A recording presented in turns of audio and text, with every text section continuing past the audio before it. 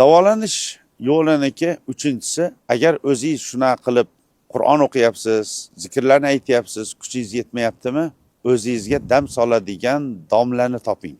Endi hozir shu yerda kim domla, kim folbin shuni to'xtab o'tsak. Juda ko'pchilik odamlarda shunaqa tushuncha bor. Erkak kishi bo'lsa domla, ayol kishi bo'lsa folbin yo otin deb tushunishadi. Bu noto'g'ri tushuncha. Qancha erkaklar bor, juda usta folbin, juda usta folbin.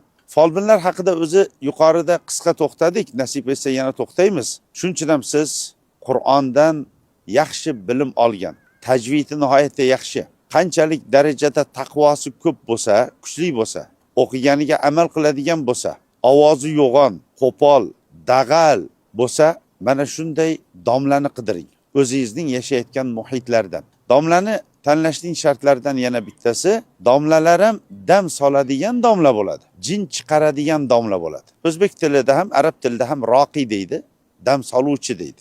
Bu boshqa, ammo jin chiqaradiganlar boshqa. U kishilar endi o'zlari bu narsani aytishadi. Haqiqiy domla bo'lsa, biz dam solamiz, jin chiqarmaymiz deyishadi. Agar topmasangiz o'shanga bo'lsa ham dam soldiring. Bizda hozir odamlarda juda ko'pchiligimiz Qur'on o'qiy olmaganimiz uchun ham muhtoj bo'lamiz shunaqangi domla topishlikka. Domla sizni uzoq vaqt dam solgani afzalroq hisoblanadi. Endi domlaning qaysi suralarni qanaqa o'qishligini inshaalloh kelgusi suhbatimizda davom ettiramiz.